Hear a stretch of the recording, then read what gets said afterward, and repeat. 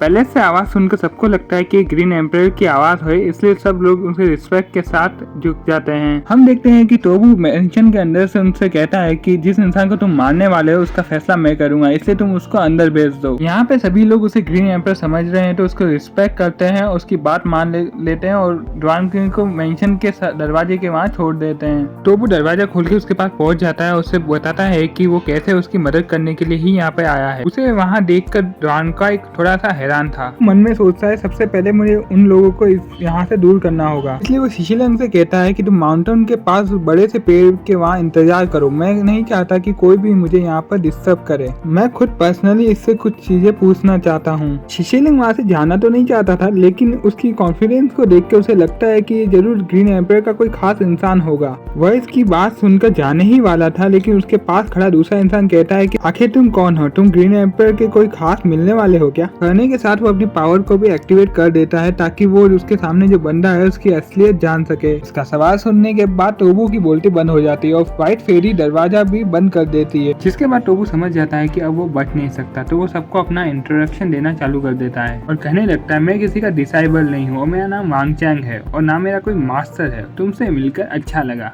उसके इस तरह से बात करना शिशिलन को बिल्कुल पसंद नहीं आता, तो वो अपना वेपन निकालता और कहता है कि तुम्हारी इतनी हिम्मत कि तुम हमारे बीच में दखल दोगे, और चला कर उस पर वार कर देता है। उसका वार खाने के बाद हमारा मेन कैरेक्टर उससे कहता है कि तुम्हारे वार में तो बिल्कुल दम नहीं है, तुम तो बहुत ज्यादा कमजोर हो, तुम तो जाओ यार, क्या कर रहे हो तुम यहाँ पे। उससे आगे कहता है कि तुमसे तो एक चूहा भी ना मरे और तुम मुझे मारने आ गए। तुम्हें पता है मेरे सफर के दौरान मैंने ना डीमन से फाइट की है, मैं खाई में गिरते गिरते बचा और मरते मरते भी बहुत बार बचा हूँ, लेकिन तुम्हारे उन वार में इतना दम नहीं कि वो मुझे चोट पहुंचा सके। जाओ जाओ यहाँ से निकल जाओ, और मैं एक वैंडरिंग हीरो हूँ, तुम्हारे बस में नहीं कि तुम मुझे मार सको। द्वानका को उसकी बातें सुनकर काफी ज्यादा हंसी आती है और कहते हैं बच्चे तुम बहुत ज्यादा मजेदार हो, अगर हम दोनों जिंदा यहाँ से निकल गए तो मैं वादा करता हूँ कि मैं तुम्हें मेरे सिटी ले जाऊंगा और वहाँ पर तुम्हारी कहानियां भी सुनाऊंगा। वहाँ पे तुम्हारे जैसे वेंडिंग हीरो को काफी ज्यादा फैन बन जाएंगे। जिसे सुनने के बाद टोबू कहता है कि अच्छा खाने में क्या खिलाओगे?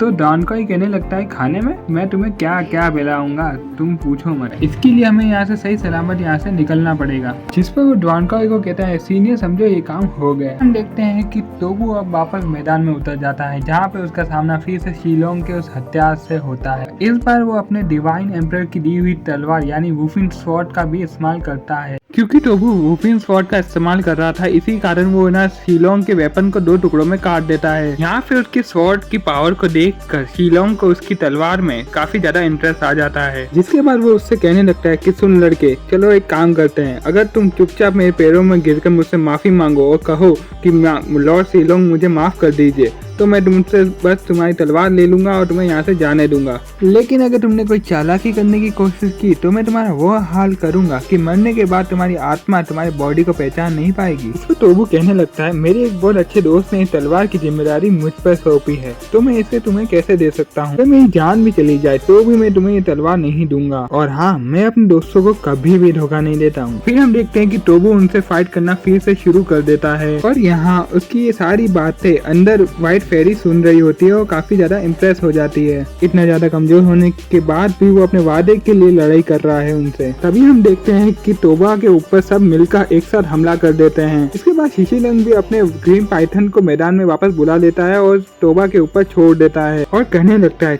बच्चे तुम्हें बहुत ज्यादा चर्बी चढ़ी है ना, अब मैं तुम्हारी चर्बी उतारता हूँ आ। कहते हुए वो ताबड़तोड़ टोबा के ऊपर अटैक कर देता है, जिसके कारण टोबा को वो अपने व्हाइट स्नेक की ताकत से जकड़ने लगता है, जहाँ उसका दम घुटना शुरू हो जाता है। लेकिन टोबा उस वुफिन स्वॉर्ड को अपने हाथ से छोड़ भी नहीं रहा होता है। अभी हम देखते हैं व्हाइट फेरी जो थी उसको वांगचैंग के लिए बहुत बुरा लग रहा होता है, लेकिन वो फिलहाल के लिए कुछ भी नहीं कर सकती थी। लेकिन वो देखकर बहुत ज्यादा हैरान थी कि मौत के मुंह में जाने के बाद भी उसने अभी तक हार नहीं मानी। तभी उनको सैंगलोंग की बात याद आती है कि चाहे कुछ भी हो जाए, ताकत हर चीज का फैसला नहीं कर सकती। कुछ चीजें ताकत से भी परे है जिन्हें कोई भी नहीं बदल सकता, और ऐसे है इंसान के वादे। जब हम किसी से वादा करते हैं तो उसका एक ही एम होना चाहिए कि उस वादे को पूरा करना। यही एक सच्चे हीरो की पहचान है। और तभी इसी बात को याद करते हुए वह सोचती है कि आज कुछ भी हो जाए मैं वांग चैंग को यहाँ पे मरने नहीं दे सकती। और मुझे यकीन हो गया है कि वो झूठ नहीं कह रहा था, वो सैंगलोंग से जरूर मिला होगा। सैंगलोंग को इसके अंदर ये क्वालिटी दिखी होगी, तभी तो इसने अपना मिशन इसके कंधों पर सौंप दिया होगा। तभी यहाँ पर व्हाइट फेरी अपने आर्टिफैक्ट का यूज करती है, जिसके चलते उसकी पावर थंडर की तरह आसपास फैलना शुरू कर देती है। और तभी वो थंडर एनर्जी इतनी ज्यादा खतरनाक थी, वो सारे पाइथन जिन्होंने अभी तक वांग चैंग को जकड़ रखा था वो एक साथ कोलाप्स कर जाते हैं। और तभी फेरी अपनी मिसाइल पावर का इस्तेमाल करके वांग चैंग को कंट्रोल करने लगती है, जिसके बाद वो धीरे धीरे 5 एलिमेंट की थोड़ी थोड़ी पावर वांग चैंग के शरीर में डालना शुरू कर देती है, जिसके चलते किसी को भी भनक नहीं लगती कि वांग चैंग के साथ में हो क्या रहा है। बस वो उसे हवा में फ्लोट करते हुए देख पा रहे होते हैं। और तभी शिशिलंग उससे कहता है कि सुन लड़के, आज मैं ये 2 कोड़ी की हेकड़ी निकाल के रहूंगा। और वो वापस से अपने पाइथन को उसके ऊपर छोड़ देता है। लेकिन यहाँ पे वांग चैंग भी बहुत ज्यादा कंफ्यूज में था कि उसके पास इतनी ज्यादा पावर आई कहाँ से और उसकी बॉडी में ये हलचल कैसी है। तभी जो व्हाइट फेरी है जो उससे कंट्रोल कर रही है यहाँ पर, वो स्माइल के साथ उसे आगे की ओर भेजती है। और जहाँ हम देखते हैं कि जो हमारा वांग चैंग है वो उसके वार से बचता ही नहीं बल्कि एक सिंगल स्ट्राइक से उसके उस स्नेक को फाड़ के रख देता है, जिसे देख शिशिलंग भी हैरान था। और अचानक फिर वांग चैंग अपने शैडो क्लोन को बनाने लगता है और ये सारे क्लोन एक साथ मिलकर शिशिलंग के ऊपर धावा बोल देते हैं। इस दौरान आसपास के लोग कंफ्यूज थे कि इस लड़की के पास इतनी पावर आई कहाँ से कि ये इतना ज्यादा ताकतवर हो गया, कहीं इसको दौरे वोरे तो नहीं पड़ते। जिसके बाद हम टोबू को देखते हैं जिसके ऊपर शिशिलंग बहुत तेजी से वार करता है, लेकिन वो बहुत ज्यादा स्पीड में उससे वार से बच रहा होता है। टोबू को क्योंकि व्हाइट फेरी कंट्रोल कर रही थी, इससे टोबू की पावर कई गुना ज्यादा बढ़ जाती है। पावर इस कदर बढ़ गई थी कि अब वो शिलोंग को बहुत बुरी कदर से पीटना शुरू कर देता है। वो इस कदर से उसे पीटना शुरू कर देता है कि वो उसे पटकता है सीधे धरती पर। वांग चैंग की पावर का ह्यूज इम्पैक्ट इतना था कि आसपास का पूरा एरिया थर थर कांपना शुरू कर देता है। अब यहाँ पे सब लोग शॉक हो जाते हैं कि उनका यंग मास्टर इतनी बुरी कदर से कैसे मार खा सकता है। लेकिन हमारा टोबू कहाँ रुकने वाला था, वो सीधा निकालता है अपनी वुफिन स्वॉर्ड और शिशिलंग के ऊपर चला देता है। और जब सबको लग रहा होता है कि अब उनका यंग मास्टर मरने वाला है, तब हमारा टोबू अपनी तलवार को दूसरी ओर मोड़कर उसके कान के पास दे मारता है, जिसे देखते ही शिलोंग की जान उसके गले तक आ गई थी। और ये सब देख कर सबकी बोलती बंद हो जाती है। और ये सब देख कर वो दूसरा एल्डर था, वो बीच बचाव के लिए आगे आता है। आते साथ ही उसको रिस्पेक्ट वे के साथ में कहता है कि हे यंग मास्टर, इतना ज्यादा रूड होने की जरूरत नहीं है, थोड़ा अपने गुस्से को कंट्रोल कीजिए। हमसे गलती हो गई कि हमने आपकी ताकत को कम आंका। उम्मीद करता हूँ कि ये हमारी आखिरी गलती समझकर इस बात को जाने दोगे। और यकीनन जो आपके मास्टर है वो आपसे भी ज्यादा पावरफुल, वो ज्यादा टैलेंटेड होंगे। और अगर वो यहाँ पे आके खुद को रिवील करते हैं तो मैं वादा करता हूँ कि हम यहाँ से चुपचाप चले जाएंगे और उनसे माफी भी मांग लेंगे। उम्मीद करता हूँ कि आप हमारी बात को समझोगे। इसकी बातें सुनकर द्वानकाई को हंसी आ जाती। वो कहता है कि तुम्हें देखकर तो गिरगिट भी शर्मा जाए, इस कदर रंग बदल रहे हो। और तुम्हें अच्छे से पता है कि तुम ये बाजी हार गए हो, लेकिन बीच बचाव के नाम पे तुम दोगलेपन पे उतर आए हो। और जितना मैं जानता हूँ कि तुम इस लड़के से ही नहीं निपट पा रहे हो, तो इसके मास्टर से क्या खास सामना कर पाओगे। उसकी बात सुनकर एल्डर समझ जाता है कि ये बात तो ये सही कह रहा है, तो वो वहाँ पर उससे इजाजत लेकर वहाँ से 9-2-11 अपने साथियों के साथ होने लगता है। यहाँ पर टोबू उनको नहीं रोकता क्योंकि उसको नहीं पता कि आज उसके पास ये पावर कहाँ से आ गई, जिसके कारण वो ना द्वानकाई की जान और खुद की जान बचा पाया। लेकिन बिना जले पे नमक छिड़के वो उसे कैसे जाने दे सकता था। इसलिए वो कहता है कि हमारी मुलाकात बहुत जल्दी होगी, इसलिए अभी के लिए गुड बाय। तो देख कर शिलोंग का मन कर रहा था कि इसे अभी के अभी मसल दे, लेकिन अभी फिलहाल जिस तरह से उसने फाइट की उससे वो अभी भी कांप रहा था, इसलिए वो चुपचाप वहाँ से चला जाता है। उनके जाने के बाद दूसरी तरफ सीन शिफ्ट होता है और हमें एक वैली का सीन दिखाया जाता है, जिसके बारे में बताया जाता है कि एक सन वैली का एरिया है और यहीं पर वाटर क्लैन का हेडक्वार्टर भी मौजूद है। और यहाँ पर शिलोंग का फादर मौजूद था और यहाँ पे उनका आर्मी जनरल यहाँ पर आ जाता है। आते साथ ही वो हर चीज की अपडेट देना शुरू कर देता है, जिसे सुन देखकर शीलोंग का फादर ज्यादा खुश नहीं होता है। फिलहाल मैंने अपने बेटे को भेजा ताकि वो ग्रीन एम्परर को मैनेज कर दे। सिटी के क्लैन के खिलाफ हमारी जो वॉर है उसका पूरा का पूरा पासा जो बदल सकता है वो सिर्फ एक ही आदमी है, वो है ग्रीन एम्परर। डिवाइन एम्परर का फिलहाल कोई अता पता नहीं, तो वो ज्यादा खतरे की बात मेरे लिए अभी के लिए नहीं है। इसी के चलते मैं किसी को कोई मौका नहीं देना चाहता कि कोई मेरे प्लान के साथ छेड़छाड़ कर सके। तभी यहाँ हम देखते हैं कि मिस्टीरियस वुमेन यहाँ पे आ जाती है। आते जाते ही अपना गुस्सा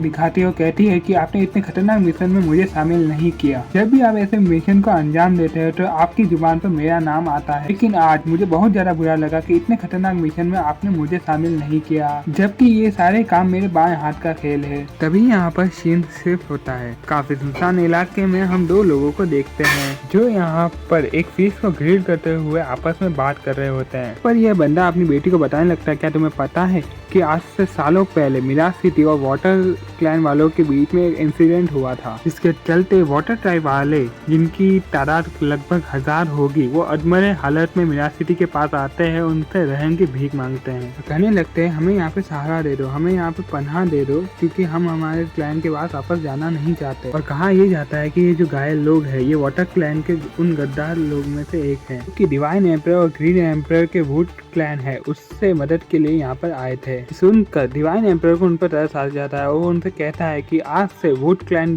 तुम्हारा यहाँ पर ठिकाना होगा और तुम वहीं पर रहोगे और ग्रीन एम्परर तुम्हारी सुरक्षा करेगा, साथ ही जो हमारा मिराज सिटी है वो भी तुम्हारी हेल्प जरूर करेगा। ये सुनकर सारे लोग बहुत ज्यादा खुश थे। उसी दिन से मिराज सिटी का नाम बहुत ज्यादा फेमस होने लगा और लोग उसे सिटी ऑफ फ्रीडम के नाम से जानने लगे। तुम्हें पता है ग्रेट वाइल्डनेस में ये जो 5 बड़े बड़े क्लैन है वो भी मिराज सिटी के खिलाफ कुछ भी नहीं कर सकते और ना ही कोई इस पर रूल कर सकता है। इसे हर एक रूल और रेगुलेशन से आजाद रखा गया है। इसी के चलते वो एक फ्री सिटी बन गया और यहाँ पर कोई भी आकर रह सकता है। ये जो बाकी क्लैन के जो लोग हैं जो अपने क्लैन से दूर अब किसी और जगह पर पनाह चाहते थे, वो सीधा आकर मिराज सिटी में बस जाते थे और ऐसे ही करते करते मिराज सिटी और भी ज्यादा पॉपुलर होने लगा। यहाँ पर आधे से ज्यादा आबादी यहाँ के 5 मेजर क्लैन के लोगों से ही बनी हुई है, जो कि अपने क्लैन को छोड़कर यहाँ पर आजादी के साथ यहाँ पे जीते आ रहे हैं। हमारे जैसे लोगों के लिए भी ये जगह बहुत ज्यादा सूटेबल है। तभी वह बंदा थोड़ा अफसोस जताते हुए कहता है कि मुझे इस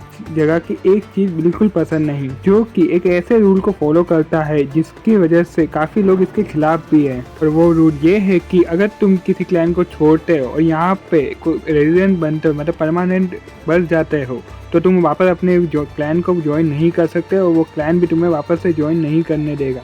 और यही चीज मिराज सिटी को और भी ज्यादा पॉपुलर बनाती है। हालांकि नेगेटिव पॉइंट के नजरिए से भी लोग इसे काफी ज्यादा पसंद करते हैं। इसी वजह से इसे सिटी ऑफ नो रिग्रेट के नाम से भी जाना जाता है, जिसकी वजह से ये और भी ज्यादा फेमस हो जाती है। और तभी हमें वांगचैंग और ड्वानकाई को वापस से दिखाया जाता है, जो कि वहां से काफी दूर निकल आए थे। हाँ, उसके हाथ में एक ट्रेजर को देखकर ड्वानकाई कहने लगता है, वाह क्या बात है, लगता है तुम्हारी लवर तुमसे बहुत ज्यादा प्यार करती है। वही तो उसने तुम्हें एक ऐसा तोहफा दिया जिसको तुम खुद से दूर करना नहीं चाहते। हमें दिखाया जाता है कि इसके पास व्हाइट फेरी का ये ट्रेजर उसके पास कैसे आया। तभी हम व्हाइट फेरी के सामने वांगचैंग को देखते हैं जो ब्रोकन स्वॉर्ड के लिए उससे माफी मांग रहा होता है। और वो कहता है कि मुझे माफ कीजिएगा कि ये स्वॉर्ड मेरी गलती के कारण टूट गई। इस बार हम देखते हैं जो व्हाइट फेरी है वो तोबा से कहती है कि इसमें तुम्हारा कोई दोष नहीं, वैसे भी मेरा टूटा हुआ दिल इस स्वॉर्ड को पाने के बाद भी वापस से नहीं जुड़ने वाला। वैसे भी इस स्वॉर्ड को तुमने आजाद करा है, इसका मतलब ये है कि इस स्वॉर्ड का कनेक्शन तुम्हारे साथ जरूर कोई ना कोई होगा, जिसके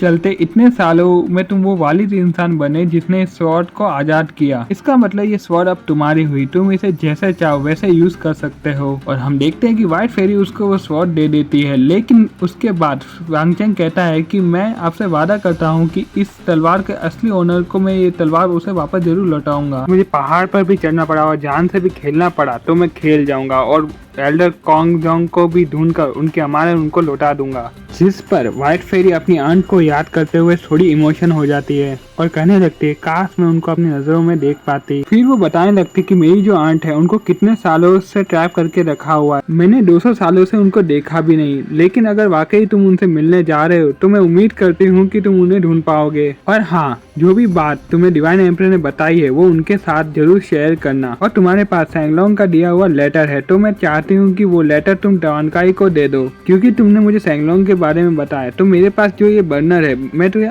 एज अ गिफ्ट तुम्हें दे रही हूँ। और मैं उम्मीद करती हूँ तुम्हारा सफर आसान हो। फिर शीन वापस वर्तमान में आ जाता है और वांग चैंग वैसा ही करता है जैसा व्हाइट फेरी ने उसको कहा था। यहाँ हम देखते हैं कि ड्वानकाई जैसे ही वो टोकन और लेटर को देखता है वो सब कुछ समझ जाता है। एक्साइट होकर उन्हें कहता है कि मुझे माफ कीजिएगा कि मैं आपसे इतना रूडली बात कर रहा था, और उसके सामने नतमस्तक होकर कहने लगता है कि मैं अपने डिवाइन एम्परर के होली मैसेंजर को यहाँ पे प्रणाम करता हूँ। उनको ऐसा करते हुए वांग चैंग उनसे कहता है कि आप मेरे सीनियर हैं, प्लीज ऐसा मत कीजिए। फिर ड्वानकाई कहने लगता है कि मुझे बस ये टोकन और ये लेटर उस वाटर क्लैन के हेड को दिखाना होगा, जिससे उसकी बोलती बंद हो जाएगी, और हर हाल में उनको डिवाइन एम्पायर का ऑर्डर फॉलो करना होगा, क्योंकि हमारे पास उनका दिया हुआ टोकन जो है। फिर तो हमें ग्रीन एम्पायर है उनको ढूंढने के लिए वक्त भी मिल जाएगा। फिर हम देखते हैं कि ये सब सुनकर वांग चैंग को थोड़ी राहत महसूस होती है। आफ्टर ऑल वो चाहता था कि डिवाइन एम्पायर जिस सिटी को प्यार करते हैं उस पर एक खरोट तक न आए। फिर सीनियर ड्वानकाई कहने लगते हैं कि इस रास्ते में बहुत ज्यादा खतरे हो सकते हैं, हो सकता है हम दोनों को एक दूसरे से बिछड़ना भी पड़ सके, और सेफ्टी के लिए तुम ये जेट टोकन को अपने पास रखो, और मैं उम्मीद करता हूँ कि ये सफर में तुम्हारे थोड़ा काम आए। जिसके बाद वो दोनों अपने सफर पर रवाना हो जाते हैं। लेकिन इसी के साथ हम उस मिस्टीरियस लेडी को देख पाते हैं जिसको हमने वाटर क्लैन के हेडक्वार्टर में देखा था।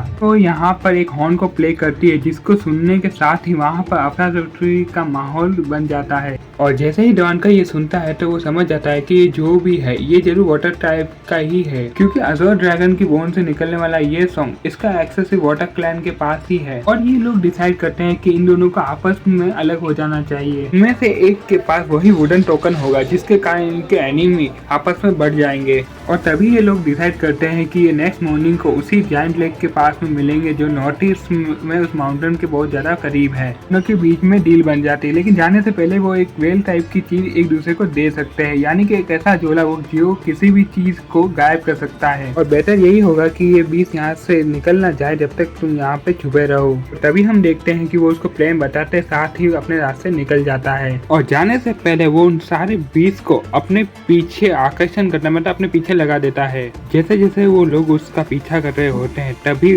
वो लेडी उस बीस के ऊपर बैठकर उनके सामने आ जाती है, और बताया यही जाता है कि मिस्सी लेडी और कोई नहीं असल में वाटर क्लैन की सेंट्रेस है, जिसकी यहाँ पर सभी लोग बहुत ज्यादा रिस्पेक्ट करते हैं। और वो यहाँ पे आते साथ ही एक बर्ड को अपने पास बुलाती है जो दिखने में एक ह्यूमन जैसा दिखाई दे रहा था, जो कि इसका एक खबरी होता है। और यहाँ वो सारी बात बता देता है कि कैसे ड्वानकाई ने अब सारे बीस का ध्यान अपनी ओर खींच गया ताकि वो लड़का यहाँ से सही सलामत निकल सके। कि खबरी की बात सुनकर वो कहती है कि चिंता मत करो, मेरे चंगुल से कोई भी बच नहीं सकता, और वो सीधा अपना रुख वांग चैंग की ओर कर लेती है और उसकी तरफ जाने लगती है। और तभी हम ड्वानकाई को देखते हैं जिसको चारों ओर से काफी सारे असासिन ने घेर लिया था और वो उसे मारने ही वाले होते हैं कि तभी यहाँ पर एक बंदा आ जाता है जो आते साथ ही सारे बंदों को निपटा के रख देता है। इसका नाम के हान है, और जिस तलवार से वो इन सबको निपटा रहा होता है उसे देखकर ड्वानकाई भी हैरान हो जाता है। तभी हमें बताया जाता है इस स्वॉर्ड का नाम द रे ब्रेकिंग वे है। तभी उस बंदे ने सबको निपटा दिया था। इस बात की खबर वाटर क्लैन के मास्टर को भी लग जाती है, यानी कि वो जो लीडर वू था वो काफी ज्यादा गुस्से में आ जाता है, और वह किसी को समन करके कहता है कि के हान जू ने हमारा साथ छोड़ दिया, उसे ड्वानकाई की मदद की है, तो उससे कैसे निपटना है ये मैं तुम पे छोड़ता हूँ। दूसरी तरफ हम वांग चैंग को देखते हैं जो मैप को फॉलो करते हुए उसी नोटिस के माउंटेन के वहाँ पर पहुँच जाता है, लेकिन वो वक्त से पहले ही वहाँ पहुँच जाता है, जिसके स्वागत में वो जायंट बीस्ट वहाँ पर होता है, जिसे देखकर वांग चैंग खुद वहाँ पत्थरों के बीच में जाके छुप जाता है। तो जायंट बीस्ट से बचने के लिए वो ड्वानकाई का दिया हुआ चोला ओढ़ता है, जिससे उसे ओढ़ा भी वहाँ पर गायब हो जाता है। तभी हम देखते हैं कि वो मिस्ट्री लेडी उस पूल में नहाना शुरू कर देती है, और यहाँ वो पूरी तरह वांग चैंग को अपनी ओर आकर्षित करने में लग जाती है। इसी दौरान वो ऐसी ऐसी हरकतें करती है कि यहाँ पे हमारा वांग चैंग जो दिखने में मासूम लगता है उसकी भी अंदर की धड़क जाग जाती है। इसी का फायदा उठाकर वो लेडी उस पूल से बाहर आती है और उसे घेर लेती है और कहती है कि हमें साथ में कुछ टाइम बिताना चाहिए, और वैसे भी तुम काफी थके हुए लग रहे हो तो तुम्हारा साथ में बात लेने का क्या ख्याल है। और जिस पर वो उसे कहता है कि आपको शायद कोई गलतफहमी हुई है, मैं आपको ये जो बड़ा सा बीस है उसके बारे में बताने वाला था। जिस पर वो हंसती है और कहती है बहाना तो अच्छा है, लेकिन मैं बता दूं ये मेरा ही बीस्ट है और मैं इसकी मालकिन हूँ, तो तुम्हें फिक्र करने की कोई जरूरत नहीं। और अब वांग चैंग को सारी बात समझ आ जाती है, तो वो 9:11 होने के लिए बहाना बनाने लगता है कि मुझे थोड़ा सा काम है तो मैं यहाँ से निकलता हूँ। तभी यूशी की उसे और ज्यादा छेड़ने के लिए कहती है क्या तुम ऐसे ही जा रहे हो? तुमने यहाँ पर मेरी मर्जी के बिना मुझे यहाँ पर बात लेते हुए देखा है, तो मैं तुम्हें ऐसे ही कैसे यहाँ से जाने दे सकती हूँ? चलो अब मेरी बारी। तभी वांगचेंग यहाँ से एक्सक्यूज बना के जाने लगता है। तब वो वहाँ पर कहती है कि तुम यहाँ से कहीं नहीं जा सकते, मैंने कहा ना, अब तो तुम्हें पूल में जाकर नहाना भी पड़ेगा। वो कहता है ठीक है, पर मुझे थोड़ा सा टाइम दीजिए। और वो चट्टान के पीछे चला जाता है और अपने सारे ट्रेजर को उस चोले की मदद से हाइड कर देता है, ताकि उस लड़की और किसी को भी इन ट्रेजर को हासिल ना कर सके। लेकिन उस लेडी को कंट्रोल नहीं होता, तो वो अपनी पावर से वाटर हैंड बनाती है और वांगचेंग को पकड़कर उस पूल में घसीट कर लेके आती है और उसके साथ ही उसके माइंड को कंट्रोल करना शुरू कर देती है और कहती है अब तुम्हें मेरे साथ में थोड़ा सा खेलना होगा। उसे कंट्रोल करके उसके पास जाने की कोशिश कर रही होती है। तभी वांगचेंग को होश में आता है, वो उसे काफी बुरी तरह से पीछे की ओर धक्का दे देता है, लेकिन वहाँ तक काफी देर हो जाती है। वो अनकॉन्शियस होकर पानी की गहराई में डूबने लगता है और यह एपिसोड यहीं पे खत्म हो जाता है। अगर तुमको ये वीडियो अच्छी लगी तो वीडियो को लाइक एंड चैनल को सब्सक्राइब करना मत भूलना और कमेंट में बताना मत भूलना कि तुम्हें ये एनीमे कैसा लगा। तो फिर जल्दी मिलते हैं इसके नेक्स्ट एपिसोड में। Bye bye, sayonara.